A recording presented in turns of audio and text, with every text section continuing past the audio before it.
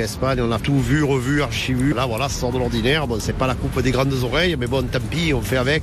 Et oui, et on sera bien content si l'OM gagne. Évidemment, c'est à partir de 18h45 ce soir sur France Bleu Provence. Allez, l'OM, merci Camille. 8h32. Le 6-9 France Bleu Provence. Au cœur de l'actu, prenez la parole.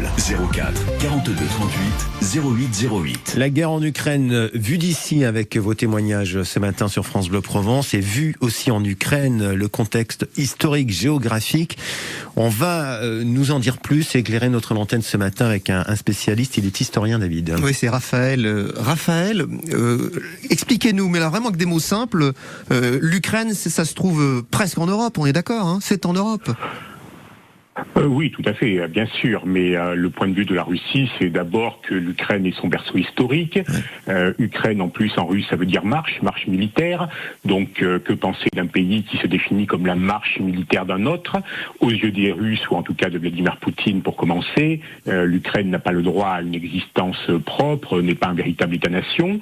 Et évidemment, les Ukrainiens ont un autre point de vue. Ils se rappellent avoir été réprimés sous les tsars, sous Lénine et Trotsky, d'avoir subi la terrible famine de 1932-1933 sous Staline, d'avoir subi les grandes purges et les déplacements de population, puis la répression des guérillas nationalistes.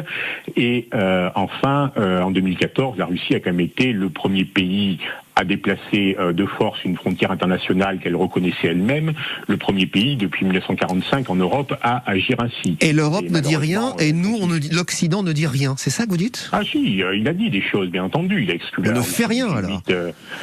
C'est compliqué quand même de faire quelque chose contre une puissance nucléaire, et surtout l'Occident, contrairement à ce que disent certains qui fantasment sur l'impérialisme ou l'agressivité de l'Occident, non, l'Occident, ça fait longtemps qu'il n'est plus battant de guerre. Il a peur d'être entraîné dans la moindre intervention, même purement aérienne.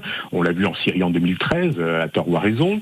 Il y a une véritable peur de la guerre et de la mort, qui se comprend vu les deux guerres mondiales et les guerres coloniales.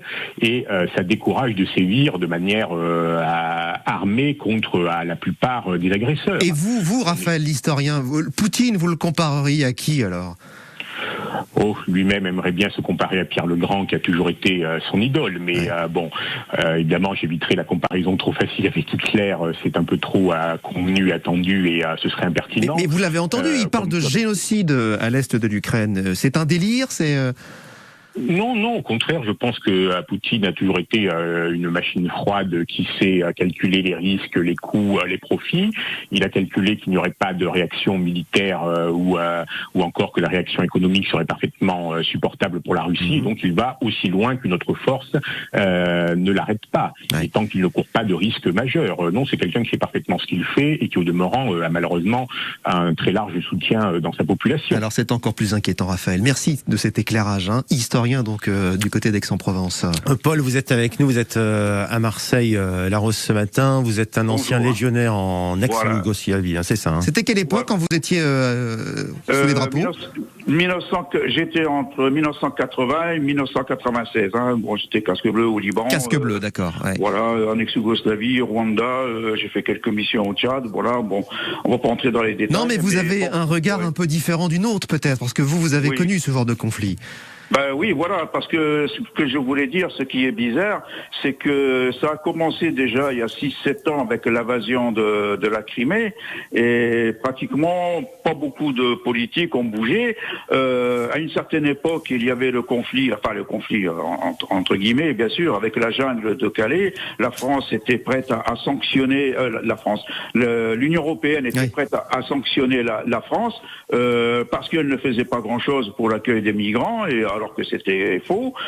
Et puis c'était on va vous sanctionner, ce n'est pas normal votre comportement. Aujourd'hui, on s'aperçoit qu'on est au bord de la 3e guerre mondiale. Ça va pas un peu vite là? 3e guerre mondiale, ça va pas un peu vite? Écoutez, on a déjà vécu ça avec un certain Saddam Hussein. Rappelez-vous l'opération Daguet. La France a eu du mal à aligner une division de 10 000 hommes.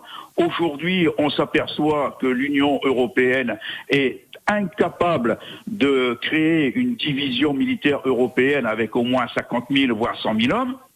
Chacun est dans son camp et observe ce que va faire Poutine. Moi, Vladimir Poutine, je le compare à ce que disait à l'instant Pierre le Grand ou Nicolas, etc.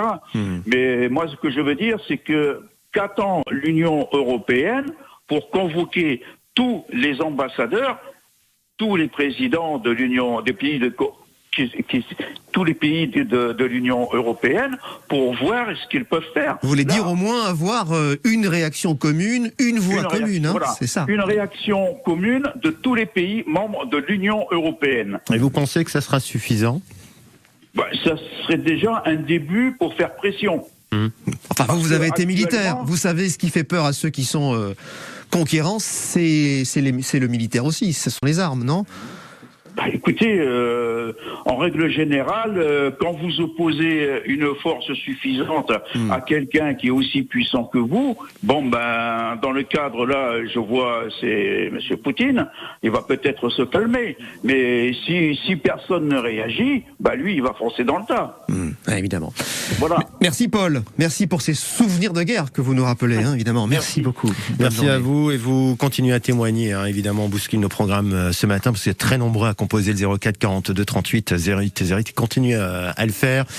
Dites-nous si vous êtes donc ce matin donc groggy en vous réveillant et en apprenant que la guerre finalement aux portes de l'Europe, hein, ça a démarré en Ukraine cette nuit.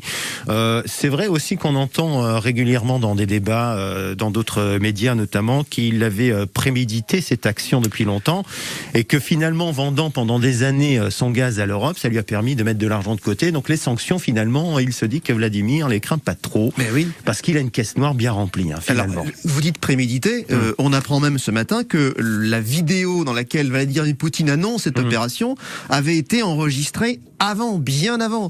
Donc vous voyez qu'il n'improvise strictement rien. Hein. Elisabeth, bonjour, vous êtes à Marseille, je vois dans le